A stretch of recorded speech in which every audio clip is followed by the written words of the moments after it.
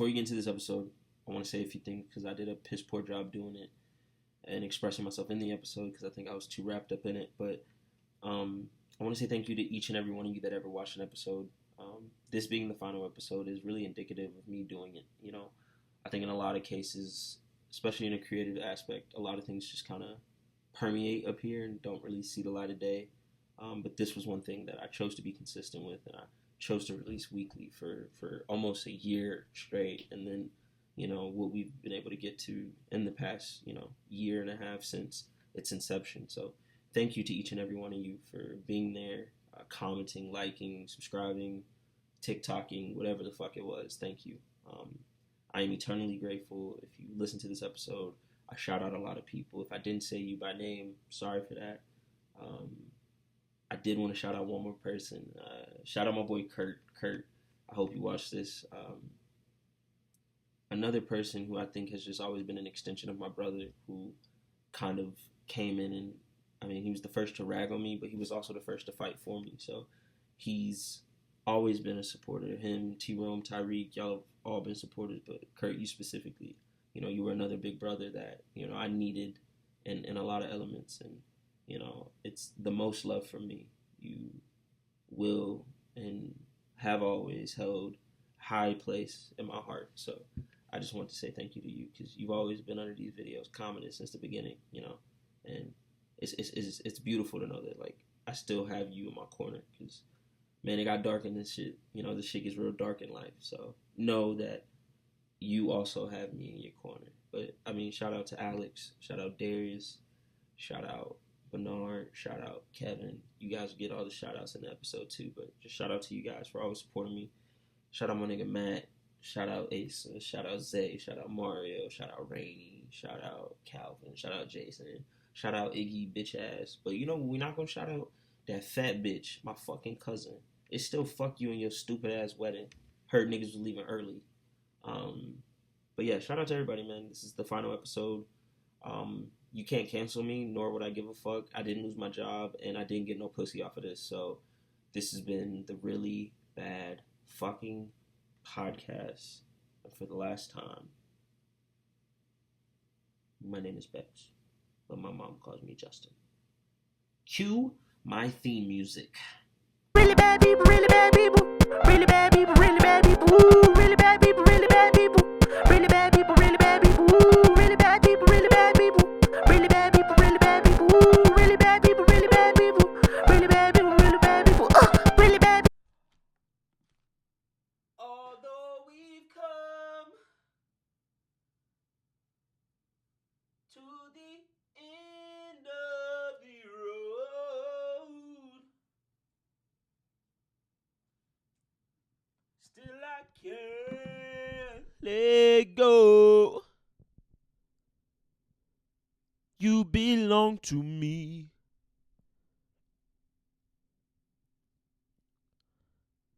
I belong to you. Oh, to the end of the road.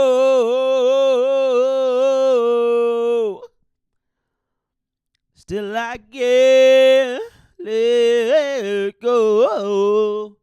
It's unnatural. You belong to me.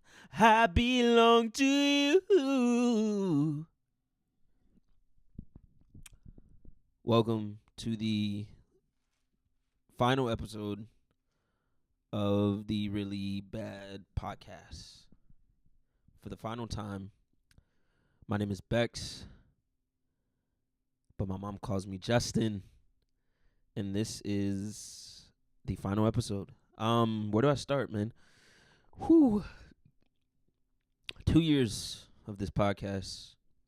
2 fucking years. May 10th of 2024, I sat on my toilet in that fucking apartment, and I got ants all over this desk. I stay at, like, the basement level, so I get ants everywhere. And I confessed some wrongdoings. I was getting over a white girl, I think. No, I wasn't actually getting over her. No, it had been some time since that happened. But yeah, man, Life has gone so many ways. I had my first like real panic attack. Ended up in the hospital. You guys have been there through my false cancer diagnosis. You've been there through 2 colonoscopies. Me losing my white girl. I miss you, Miss Abby Taint. You were so nice. Taint. I forgot which one. So nice. Would love it if you contacted me again. You don't answer any of my DMs. So at this point, I'm stalking you, I guess. Or not stalking you, but like not cyber stalking. Harassing. That's what I meant. You guys seen me through like 3 different weights. I think I started the podcast, I was like 160. And then at one point in the podcast, I was 140. So go back in those episodes and see where I gained the weight. Because it's been fucking horrible. You know? Fart cam, one last time. Ooh. I've never smelled that fart before. That doesn't smell right. That smells like produce. I don't eat vegetables enough for that to smell like that. I want to go out on this. Well, let me keep going through. What else happened while I was doing this podcast? My fat cousin. My mom said I can't call her a bitch anymore, so I won't. My mom's beef with my other aunt. That was fun. That was an early episode. Damn, there's so many fucking ants. But that was an early episode. That was a good time. That was a hoot. That was a hoot. Man, Miles has been on the podcast 3 or 4 times. No bad arguments. We did argue how he hates black women, but I think objectively he's kind of like proven that to be just me talking shit by his, you know. Or maybe he's projecting. I don't know, but you know, he's pretty consistent with, you know, his black women intake. And I'm not. You know what? Honestly, y'all have seen me through a couple depressive episodes. My first ones, to be honest, I don't think I've ever was like depressed before the podcast. So positive and negatives. Yeah, man. I haven't been doing this podcast for like a month and a half now. You know, I had a plan, do 100 episodes and then be done with it. I don't know. I did it. You know, I completed the thing. The thing was doing it, and I did it, and now I'm done with it. And I think over 600 days of attempting was enough for me to be like, all right, cool. You know, it's fun. It's cool. You know, nobody ever wanted to be on my podcast. So maybe I'll start this off with all my fuck yous. Because I asked so many people, fat girl that I was still sleeping with, she didn't want to be on. Fuck you. I'm not even going to say your name. I'm not going to give you the honor of being named on my podcast. Let's go. Other fat girl. There's a list of fat girls. So I'm going to do all 5 fat girls. Thank y'all for not going on there. And I'm only calling you fat because you know I like fat and I'm fat. So like me even saying fat is not derogatory in any way. And you know you big. So like why didn't you want to come on? Couple other friends that said they wanted to be on. And you know what? Honestly, the only people that lied and like was like, yeah, I want to be on, and then never hit me up or never like responded back were all women. So maybe this is a fuck women episode. I never went red pill on this shit, but I guess I am. Women are whores and you shouldn't show them respect. And if your woman goes out of line, put a hand across her face. Fuck it. Who gonna cancel me on my last episode? Have fun. I don't give a fuck. I really don't. So fuck everybody. Crashing the fuck out. You know? All my friends that said they wanted to be on never contacted me ever. Oh man, I'd love to be on. And then the people that were on, fuck all my guests. If you were on this podcast, fuck you. You fucking idiot. Y'all were supposed to help me get famous and y'all didn't. Y'all are pussies. The only guest, and this is genuine, the only guest I had a fucking great time with, like through and through, was my nigga Eli. Because off camera, me and Eli have some crazy things to say. But honestly, fuck Eli too. No, fuck him. I'm not giving niggas no praise. Nah, I lied. My favorite person that I interviewed or like had on the podcast was definitely Allende. And that's not just because we have multiple clips. No, I lied again. Because Chris and 2C, not 2C, the fuck. Chris and honestly, I don't know what this nigga wants to be called anymore. Cause at the time, God, what the fuck was his name? Not okay. So QT is who I'm thinking of, but QT, what the fuck were your like 7 names? Cause you had like Quintessential or something like that. I forgot the first name. Cause then you changed it now to TMP Trey. Go listen to his music. Go stream his shit. Oh God, let me cause it's on my YouTube music. What the fuck? Or is it on my Apple Music? Let me see. TMP Trey. There we go. Please excuse me. These are heavy thoughts. I thought that said horny thoughts. 100th Second Chance. Fun fact, he wrote that about a white girl, if I'm not mistaken. So, shout out black men. No, I'm not going to do that to you. I don't know who you wrote that about. But him and Chris were my favorite. It was him and Chris were my favorite together. Allende was my favorite solo. Eli is just my favorite human in existence. Miles, fuck Miles, but like, me and Miles should have never did it. I mean, there's an episode, I want to release it. There's a fucking episode out there where it's me and Miles and we laugh about some fucking insidious shit. And it would set niggas straight on like who's the worst person in it. Because every time, I feel like every episode I have Miles on, I got to give a shout out to Gabby, I guess, because Gabby's been on the most. And then shout out Lavelle. Lavelle, you're my favorite person in all of existence. So I love you, Lavelle. Gabby, you're close to like 8th place in my favorite people ever. That's not true. You're probably lower than that. Because my favorite people ever would also be like celebrities. So like, yeah, you wouldn't probably break top 20. You wouldn't break top 50. But that's not saying anything because my best friend wouldn't even break top 30. So Lavelle's probably top 5. Yeah, Lavelle's top 5 of people I've ever met. And I've met famous people. I've met Jason Bateman. You know what I mean? I just seen, fun fact, at a gas station about a week, I don't know how many days ago now, it wasn't too long ago, I met fucking Chris Moltisanti from The Sopranos, which that was big for me. I love Michael Imperoli. He's on fucking every fucking thing that has to do with like mob shit now. He's on that show. I don't remember the show's name, but it's on FX. So shout out, bro. Anyway, damn, I was going to say something. Oh, yeah, Miles has this episode. Me and Miles have this episode where we laugh at some very dark shit. And I think the perception publicly, because of who I am publicly, and publicly it's not like famous, I mean like publicly in the facing of other people, is that I'm like the sick person. But niggas don't understand he's my brother, so we have a similar sense of humor. So like he giggled first and initiated the giggle when I was trying to be professional on my podcast shit when we were going over these shits. I might release it. I think the thing that we find funny is not bad, but I think in context it's horrible. Which is funny, because if you separate the context, us giggling is crazy. Yeah, never mind. We look really bad. But he started the laugh, so I claim it as his burden. My mom was a pretty shitty guest, to be honest with you, because she did not answer anything fucking truthfully. But I love that nigga nonetheless. That nigga, thank you for shitting me out, man. 20, almost 27 years ago now. You shout out me, man. That's crazy. I bless your life. You know what I'm saying? Shout out my mom for being a prime birther. Like, we not giving women enough credit for how they birth. Like, how big your baby? If I see another girl talking about, I got a preemie. If you got a preemie, you didn't do real birthing, bro. That coochie trash. Like, don't come over here with no premature baby talking about this my pride and joy. You don't even understand what it took for you to get here. Yeah, dumbass, it was too early.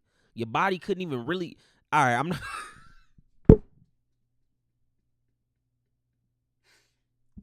I'm not finna shit on premature babies. But my mom, she got that beefy. I'm so happy this is the last episode. Jesus fucking Christ. Thank you, Mom, for birthing me, and Miles and Maya, because you did a good job. And Maya was like, well, you see, I'm giving too much information. I just want the podcast is over. What the fuck? My mom damn near in tears talking about you need to stop being so mean to your fat cousin. I'm like, fuck. Oh man, I just don't really have respect for niggas. I don't have respect for niggas. So that's where I'm at now. So I just listed all the people that I enjoyed on my podcast. If I didn't say your name, shout out my nigga Chris. Shout out my nigga Mike. Shout out my nigga. Oh, I fucking forgot Kevin Hubbard. No, Kevin. Kevin is also within that top 5 of people I've ever met in my life. See, or just my top people in life. You know, like Kevin is almost my spirit animal. If you don't have Kevin, if you have never been graced with the pleasure of having Kevin on a social media in any capacity. I play video games with this nigga. I've been in person with this nigga. I play football with him. He is such a. There are very few people in life in existence that make an impact on it, like, or just like, let me rephrase that. So like, I think there are very few people in accordance to life that is lived by majority of people that like will actually make an impact, right? Like people can just be there in your life and just exist and like you remember them in moments, but like when it comes to like an impact, and see, Kevin, I met Kevin. I am 10 years old. We just moved over to the area that I went to middle school and high school in, and so I don't know anybody.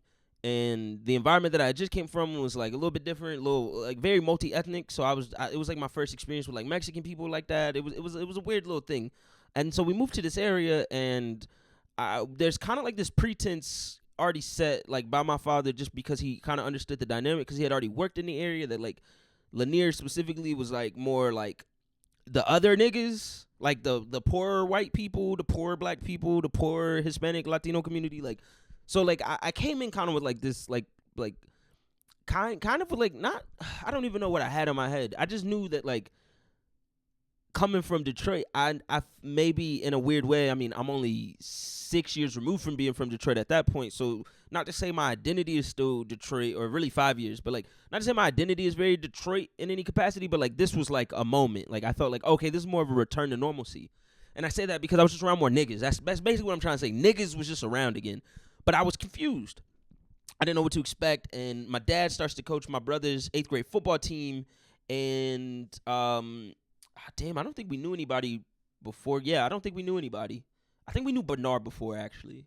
Shout out my nigga Bernard. But anyway, Kevin, let me go back to Kevin and his impact. Because Kevin comes to the team, and he was like the first person I ever heard talk shit ever, like really ever, like maybe and not to say like person in general, but like child I had ever heard talk shit with like an adult, like level, like and he's a big ass kid. This nigga's like already like 5'9", 5'10" at like 13. Like this is a grown man, you know what I mean?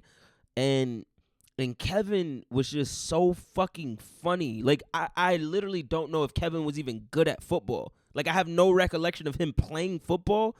Well, really, I don't have any recollection of them niggas playing football at all. That's my CTE. I got fucked up as a kid. But, like, I just remember Kevin. I used to be the water boy on game days, and then, like, I was there at every practice because my practice with him, my dad coached me, and then he would go to my brother's practice, which was in the same park. So, like, Kevin used to bully me.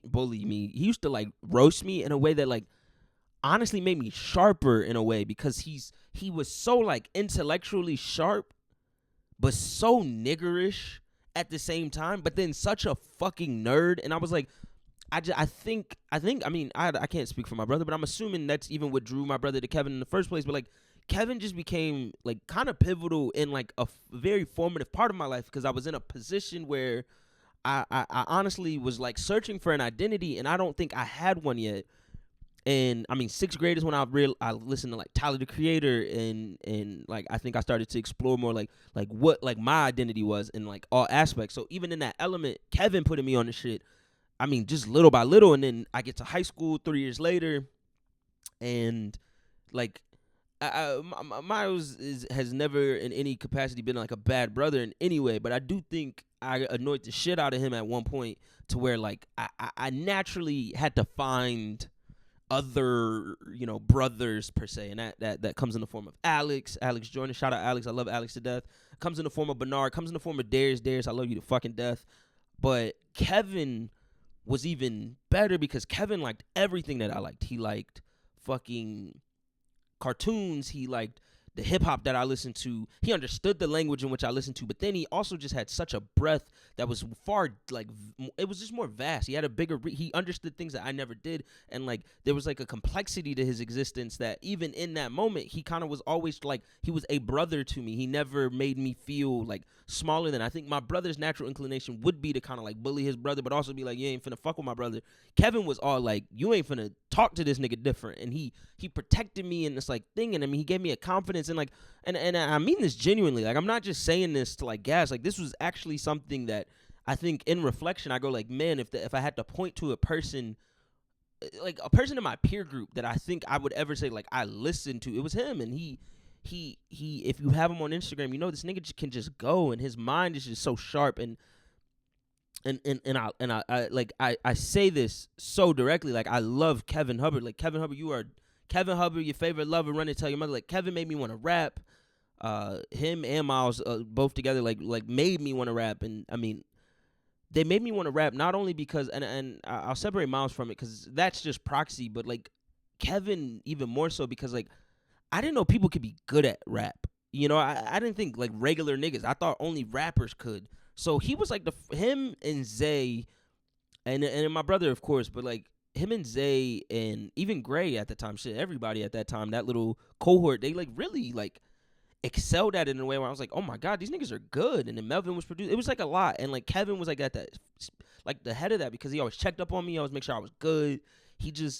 You don't have people that really impress upon you in life. Like it's very rare. And I don't believe in like mentorship and all that gay ass shit. Like you be all right, nigga. Like just don't kill yourself. But I you know, Kevin really was like a pivotal contributor to a lot of the shit. And like even when the fuckery was going down, I think he was a sound mind that like our brief conversations that would have been had at 15, 16, 17, right, whatever. But like, yeah, man, I mean, you search for people like that, and when you get them, you have to make sure that you appreciate them, especially while they're here. So Kevin, if you know nothing, you know that you're loved by me, and my people and my family. My family always asks about you. They always ask about your mom. When they see your parents, they give love. You're a father now. You're beautiful. You're married. Like everything about like your life, I'm happy. The trajectory that it goes, you know I love you, and if there's everything you were to ever need, any and everything that you will ever need in life, if I can provide it, understand that you can get it. Like I will happily give you whatever you would like. Like anything that I like. I'm not saying this right because I think the emotion's kind of catching up to me right now. But like truthfully, you have had a lasting impact on my life, and even though a lot of how I interact with you now is virtual, like just know that you were a pivotal person in my development and my growth as a young child. And it's crazy to think about it now because there's been so much distance in between that time, but like you were somebody I looked up to, and I still do. And I mean every element of my life now, and now I can even look up to you as something that I think is even more beautiful because it's fatherhood. And now I'm like, yeah, that's who I'd be. You know, and I'm gonna tell you this. I'm coming up to Canada, nigga, and I'm seeing you, and I want to see you in your element. I want to meet your girl. Like I want to see your child. Like shout out to Kevin Hubbard. That's all I'm gonna say. There's two people in my life that have made an impression. I know I kind of said Kevin, yes, Calvin, the other one. Like if you know me, to know me is to know Calvin, and those two share so many similar qualities that it only makes sense that the transition was to Calvin. And Calvin, I'll say this, even though you've had nothing to ever do with this fucking podcast. I love you. You are one of my best friends. You're a great confidant. You're a great motivator. Calvin, you are another part of why I even try to do shit, because you have always been willing and hopeful in getting me somewhere. And I mean, Calvin has driven hours to pick me up back when I didn't drive, just to take me home. Calvin Calvin would sacrifice time for me, and in a lot of ways that is true friendship, because I hope he knows that I would do the same. And in moments that I have done the same, I would it pales in comparison, because you did it thankless in those moments. You came just to come, and that was pause. But that was crazy. But like, man, you've always been my best friend in so many ways. And our relationship being the only one that still survived our little friend group lets me know that, like, truthfully, like, you are very unique and special in that regard. So I love you dearly. Please, please, please never stop being yourself. Everybody loves you. I don't know. There's not a person I know that that you also know that doesn't love you. And everybody I introduce you to, you make a similar impression. I love you so much. So that's the only time you ever hear me say about a fucking man. Fuck that shit. Shit gay. A lot of shit happened. My dad almost died. Past that now. Let that nigga to death. You know, that was traumatic. My dog died. So much stuff has happened on this podcast. But we're already 20 minutes in. I'm going to end, not this second, but I'm going to end with just some final hot takes that I'm just feeling on my spirit. I'll start off with one that's not on my list. I'll say recently I have become more agnostic and almost a nihilist at this point. I don't really find I don't have a foundation of faith. I never really have ever had that, but you know, I think I've always kind of existed in life with this fear of God. Even with like recent family health scares, like I think what I realized even more so is that like there really is only a central existence. You know, there isn't really much externalized outside of it. Like to live life hoping for the faith that or with living with the faith that, you know, higher is waiting. It's kind of like a willful, both honestly, ignorance. For me, you know, I don't want to proselytize with my bullshit, but like, I find it just, I think now at this stage of life, 26, living through life, kind of having shit happen, you know, a lot of it really is just up to chance. I don't think there's anything predestined. So the universe works in the way that it does, I think, without a ruler. But I think I'm more so speaking about like the Christian God or like the Abrahamic religions, any monotheistic religion really, because I bring that up because, and why it's on my mind is because over the past couple of weeks, just I'm seeing so much shit, and I've always understood that discourse existed about, you know, God and the theisms and all that bullshit, but I wish we would find solace in knowing that this shit is ass, and that's okay. Like God or not. Like you can believe in a God and understand like this shit is just ass. It doesn't really have more than what you give it. So don't spend time existing in a bubble of fucking negativity nor positivity too long, because what you'll start to become disillusioned with is that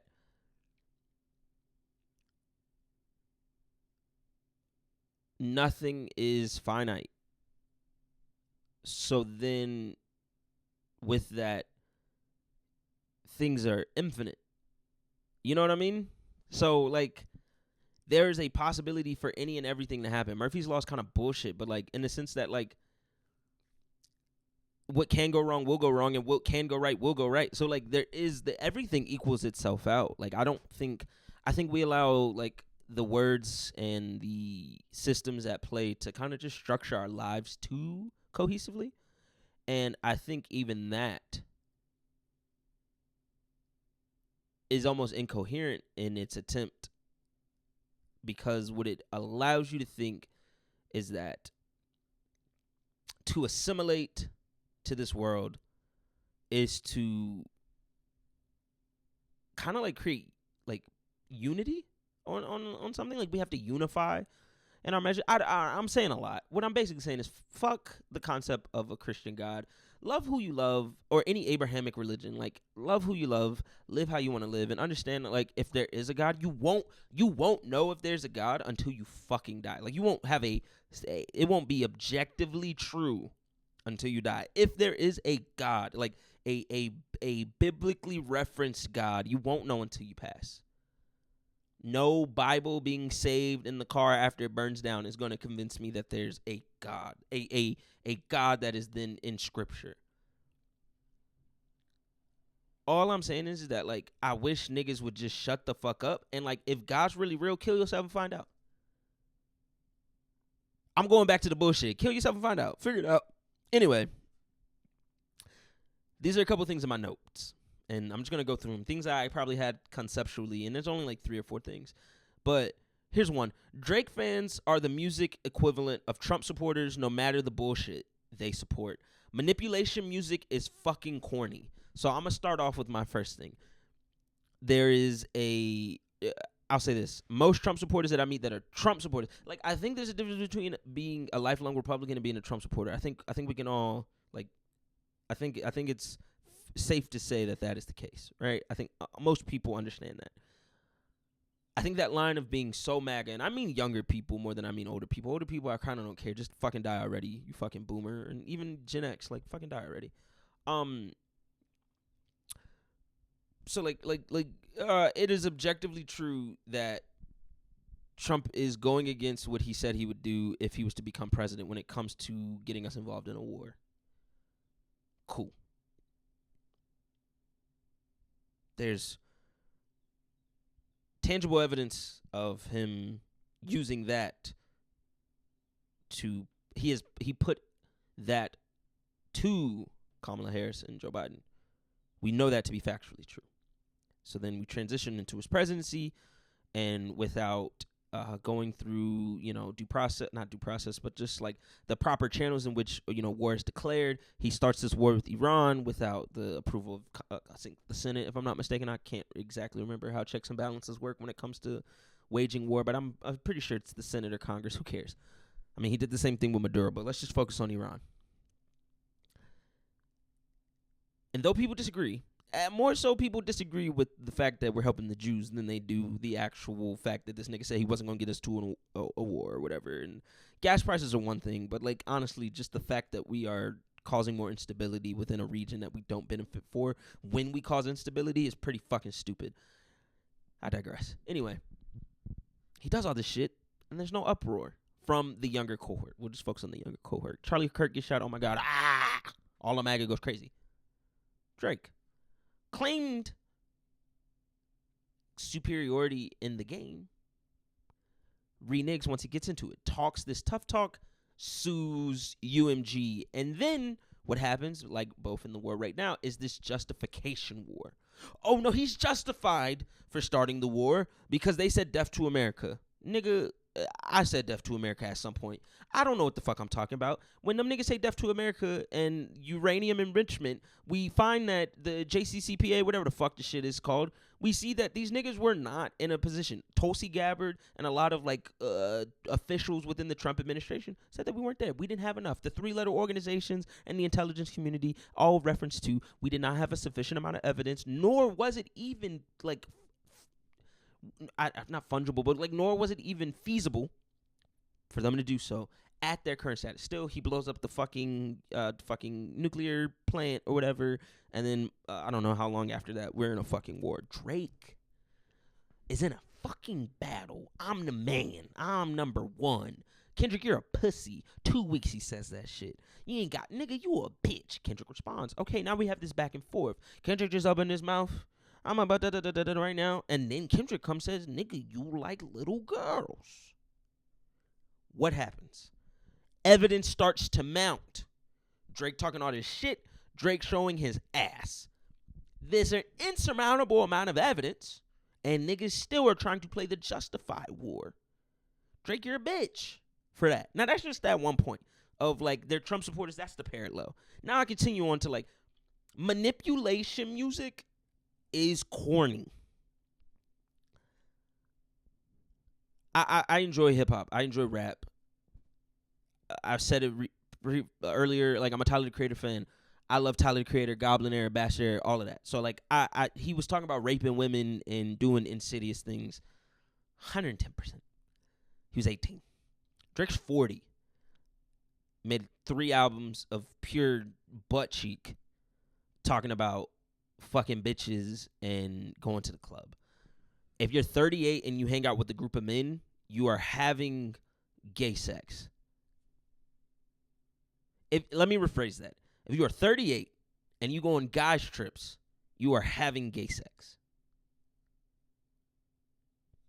This is coming from a straight man who, if at 38, I'm going on a guy's trip to then go to a club to get sweaty and drink alcohol with my friends and to go on jet skis, you better believe at 38, and I'm still single, I am fucking one of them in the ass. And or getting fucked in the ass. Because that would be the only reason why I would find that feasible, even like fun. Now, I'm not saying you can hang out with your friends. I'm not.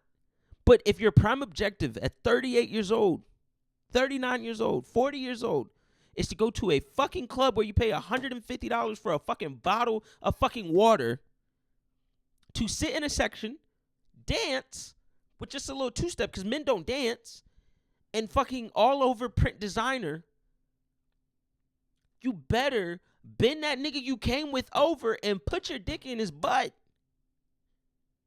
Because what the fuck are we talking about? That shit's corny. Niggas who are 40 in the club are corny. They are not good people. I'm not club culture. I think there is clubbing that is age appropriate when you get older. And it's usually more subdued, more young, more I mean not young, but more like, you know, refined, more mature, has some decorum about it. This nigga is going to fucking Onyx and V Live, spending hundreds of thousands of dollars on women to have sex, and there's Facebook niggas. It's the Facebook niggas that are like that's what I'm talking about. Where does Trump have his biggest influence? Facebook niggas in Iowa. This is Facebook niggas in Marietta thinking Drake is the GOAT. You can't be the GOAT, and you over here. You weird, bro. You weird. I don't believe that age has to inform all of your life decisions. I do believe that age is just a number in a lot of capacities. Go outside and have fun. Do what the fuck you want. I'm not saying you can't. But then to make music, talking about like, yeah, I just fucked that bitch. These bitches all in my dick. And then the music is like it's progressively getting worse, right? Like we understand that Drake is progressively getting worse with his music when it comes to content. We know this. We know this. It's not a matter of opinion. It just is what it is. Now the music may not lack in quality all the way, but it's the like subject matter is getting worse. Lyricism is getting less complex. Like he is to release this music. He is taking less time on his craft to then make music for a nigga on Facebook who lives in his mama's house, who only got the flat sheet. He ain't even got the fucking fitted sheet. This nigga sleeping on a flat sheet. The flat motherfucker that tuck in. One pillow. This nigga wear a stained wife beater to bed every night.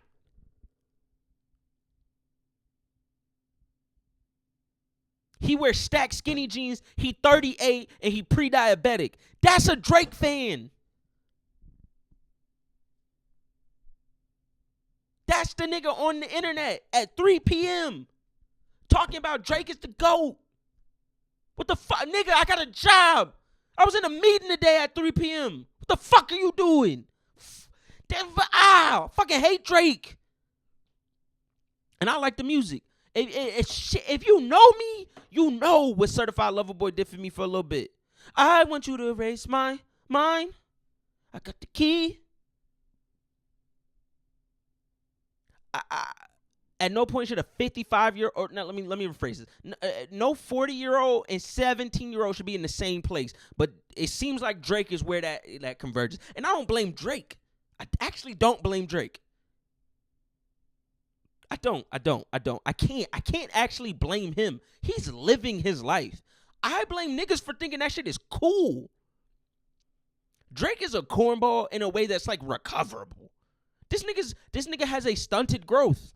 Like on some real shit, Drake has a growth similar to Michael Jackson's, or an upbringing similar to Michael Jackson's, because he was exploited young, got really, really uber fucking famous the second he went out on his own, and then had to find ways to cope with stardom and just the ramifications that come from being ultra rich, ultra wealthy at a young age, knowing that nobody's really here for you. There's a lot there. Like there's something psychotically or just like psychologically wrong with Drake that I think it deals with something far deeper than just this nigga's a man child. Like, there's some shit. You know, the divorce of his parents, these are all valid. So I don't blame Drake for making the music that he makes. Now, Drake being as popular as he is and his continuation of popularity with the degradation of his musical quality when it comes to lyricism and song choice and things like that, may highlight his artistry, but it's like this like blind spot for his corniness by his fans. It's just whack. And like, it's Facebook niggas, it's niggas who wear True Religion outfits at 34, bro. Bro, you almost a decade off your mama insurance, if she even has some. And you talking about popping Cristal and the Mykonos. Nigga, you don't know where the fuck the Mykonos is. Nigga, you don't have a fucking passport. You couldn't even go to Canada. You couldn't even see this nigga in Canada. Why the fuck and then y'all niggas be on the internet. That's why I just hate Drake fans, bro. And they're Trump supporters, bro. They're so blinded by whatever this nigga do. Cheating on your bitch is okay. Manipulating women with the intent of getting pussy makes me think that you deserve the electric chair. That shit is corny. Like, their whole basis is like the book The Art of Seduction. I got 2 niggas that read that. Matt, I'm gonna leave Matt alone. Zay, for a good minute, Zay was on some like, nigga, I am this. And like, he was following that line. Thank God Zay is too fucking smart. Zay is an immensely intelligent person. Matt got some crazy shit that he say. Honestly, though Zay was the most vocal about it, I think Matt, low-key, Matt, we got to talk. Matt's been on this podcast. Shout out Matt. Love Matt. Matt, we got to talk, though. I think low-key, some shit you've been saying recently in private, I'm a little concerned with. I love you, but we're going to talk off the pod. I don't know why I brought that up. All I know is that book had a little bit of an impression on you, because you be saying some crazy shit. And you know what I'm referencing, nigga. Them recent conversations, you know what the fuck I'm referencing. Crazy fucking. Nigga crazy. I love Matt. But Zay shops at like Rue 21. Like, it makes sense that Zay had those ideas. It makes sense. That's how he thinks women, like, yeah, that makes sense. But that's what Drake is doing. And then Zay grew out of it. Zay's 26 and he grew out of it. Drake is not. He's 50. And he's just, I'm sorry. And here's another one. The irreparable damage of racism is that even God has to be white. Like, it's crazy to me. Like, fundamentally, why does God have to be white? There's so many things he could have been. A fucking tree, but no, he's fucking white. Turn on TV. All right, let me go through some more. I think I have some more. Oh, yeah, I had the final talking points for the episode. What this podcast meant to me. This podcast meant everything. It's a great thing. Loved it. It was great. Anxiety and depression. I've been anxious. I've been depressed. It doesn't really affect me anymore, and it's because I've kind of just accepted that life is meaningless. Wemby, he's 7'4" and probably the greatest person I've ever seen play basketball, and he's not even that good, but he's that good. You know what I mean? Like, he did not win when he should have, but he's still, like, by far the best I've ever seen in my life. And that's not really, like, calling him any better or worse than what he is. It's just to say, like, you know how good you got to be for every nigga to expect you to win everything ever, and you don't. But, like, now, like, it's just crazy. He's just so fucking good. And I wish, oh, my God, did they lose? Shit. Sorry, I just turned on some soccer. That's fucking crazy. Let me see what the fuck else I got on here. My failed love life. Yeah, man. Abby Tant. I can't remember. I miss you. So if you want to, like, make out and, like, come over, we could do that. Outside of that, my love life is pretty ass. No women like me. Hinge is horrible. I'm literally getting no likes this round.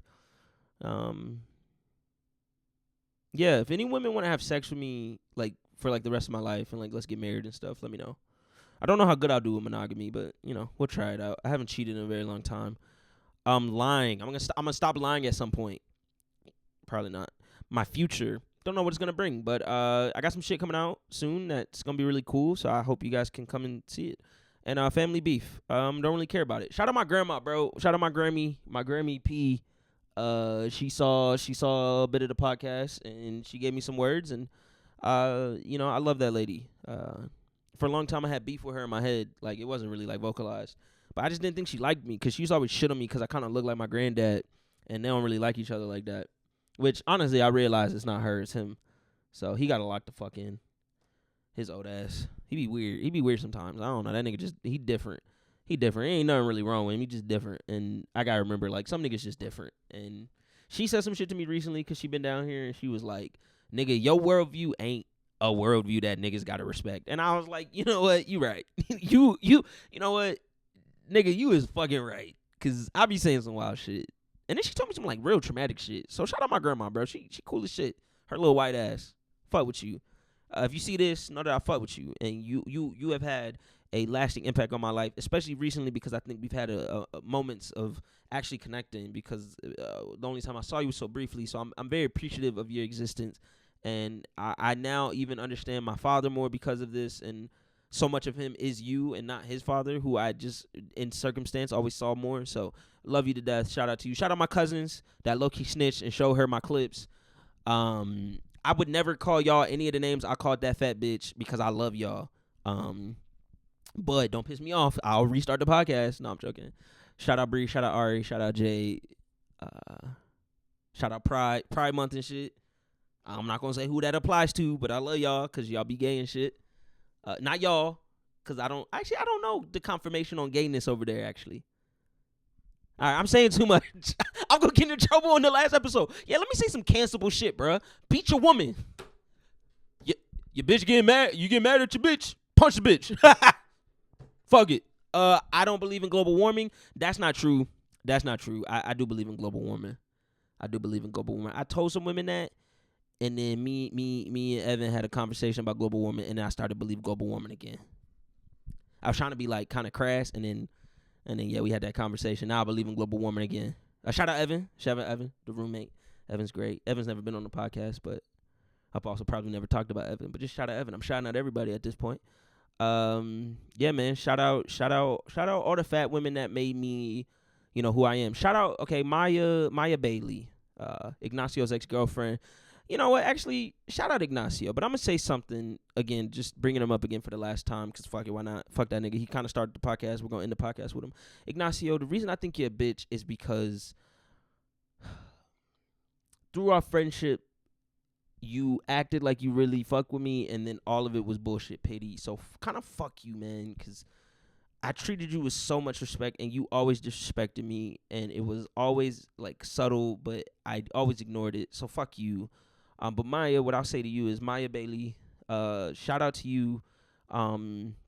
Sorry for fingering you awkwardly on your daybed. You smelled nice. I was kind of shocked because you got a little meat on your bones. So I was real shocked that you smelled okay. That's all I had to say. Yeah, I was in love with you though. I'm not gonna lie. I think I liked you the second I saw you. When I was at Ignacio's house, we was kind of eye fucking across the table. I was kind of like, wait, she like me? She like my jokes too much. And like my fucking cheeks, like my fucking jawline didn't really come in yet. It's in now. You see that? I'm low key cute, bro. I'm low key, like, I wouldn't fuck me because but like I'm low key cute. Anybody else I need to talk about? Nah, that's it, man. That's it, man. This has been a long journey, man. I'm very happy that I tried this. I'm happy that this was the thing that I did. I might pick it up again. I honestly just want to end it for now. I mean, it's ending indefinitely, I guess. I think that's what you say, but we'll see what happens. I never know. May rebrand in a couple months. But for the rest of the year, I'm not doing this shit. This shit was, to do this shit, like, to execute, I think I went like maybe 30 weeks straight of like an episode. That was crazy. And then I like stockpiled a couple and then went like another 20 weeks. So like to get to like, I think we're like 85, 86. That's enough. I might get to 100 just to round it out at some point. Might release some of the episodes I recorded and never released. But yeah, man, this has been the last episode of the Really Bad Podcast. If you've watched, I appreciate you in all capacities. We were averaging like 100 views per episode at the very beginning. And then I made a political episode and then went downhill from there. So, I mean, we're averaging like 20, 30 views, and most of them are people I know. So now it's kind of like, but the TikTok did good. I had a million plus views on TikTok. That was cool. Had 3 times of that happening. Shout out Allende because he was in one of those. Chris and QT were in there. Shout out TMP Trey. Go listen to his music. 100th never wait, dude. nigga, make shorter fucking names for your songs. Please excuse me. These are heavy thoughts. Actually, let me shout out that nigga real quick. This is gonna be a longer shout out too. I met this nigga when I was working at Publix, and no, actually, I met this. We had 2 introductions, which is really funny. It was Thanksgiving. I think I was already working at Publix, but it was newer. It was like Thanksgiving 2021, I believe.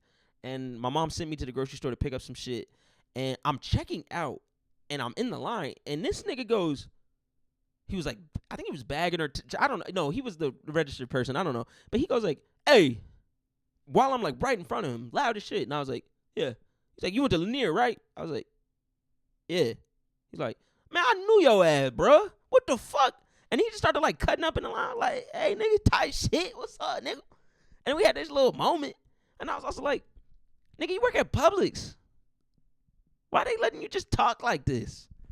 And anyway, that fast forward, then like a year or so later, I did like a guest thing. I was like a what was that shit called? I was like a contender. I was gonna be like a manager and shit. I was testing to be a manager at that point. And I had to like shadow, or like not shadow, but like work at the store that he was at. Same store, funny enough. And me and this nigga just spent a day together, and he was honestly the funniest nigga in the world. And then, you know, having him on the podcast, meeting him or whatever in person, hanging out with him, and just talking with this nigga, and then following him on Instagram, whatever. He is funny, very inquisitive, highly intelligent, and I got some plans, and I want to really involve him in a lot of the creative shit that I'm doing. So I'm saying that to say, like, nigga, answer my text message next time I see. And a supporter. Like, this nigga fucks with me, and I fuck with him in every capacity. Like, great person. Got to continue doing this shit. Continue going. TMP Trey. Go listen to, literally I have to check again because I can't remember. 100-Second Chance. Love that song. That one's actually pretty good because that was the one that I was like, oh, this nigga's a piece of shit just like me. 2021. Partners in Crime. Please excuse me. These are heavy thoughts. The only thing I got a problem with this nigga is that he really like raw wave, and a non-fat nigga liking raw wave concerns me a little bit. I don't know why.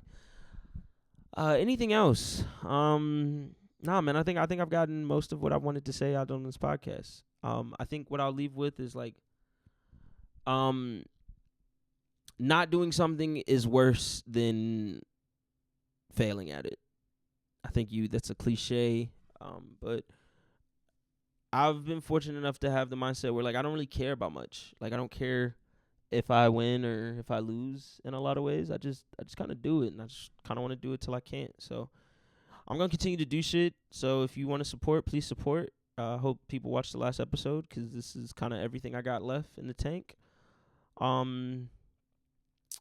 want to get smarter over the next year, so I'm really going to get in them books and, like, really just try to refine my mind. I don't feel like I argue well anymore because I just kind of relied so much on my natural wit, and now I'm kind of dumb. And on a serious note, and I don't know why I want to end with this, but this is just a thought on my head. Like, I'm really looking for love, man. I thought I found love in so many areas. I don't think I've ever really been in love, which sucks because I know nobody has ever been in love with me because I never let people get that close, which is pretty shit. But I think my insufficiency is less of an insecurity and more of just like a, will somebody ever want me the way that I desire them? Because there are people that I've desired. I mean, I've had love for friends and people that, you know, I've had like weird relationships with, and it's never worked out, and it never will work out because to a certain point they only see me as this version of me that they met me, and that kind of sucks because I've matured so much in a lot of ways, and of course I think I've probably regressed in some, but nonetheless, like, I've always wanted to like find love, and it's almost become an obsession. And in my moments of trying to detach from it, I still find myself kind of like pondering the what ifs of it because it's complex and it's overwhelming. And I know that, you know, the one thing I want to feel for the world, or feel from the world, is love, and like pure love, and like unconditional love, and maybe not unconditional love, but true love, and like in its purity. Like I wanna be with somebody that wants to be with me, and I'm probably saying this at the end because it's just like, man, in this process of trying to find someone to love, I have always neglected loving myself. So love yourself, and it'll probably come easier. I'm only saying that because that's the one thing I haven't tried. So let's see what happens. But if you love me, if you want to fuck me for the rest of your life, if you want to get married and have a kid, let me know. I'm not doing much. You know, I got a good job, make good money. I can support a child financially. Just got to get out of debt, but that'll be cool. When we get married, you can take on my debt and we'll just use your money. Anyway, yeah, man. Thank you for watching the Really Bad Podcast.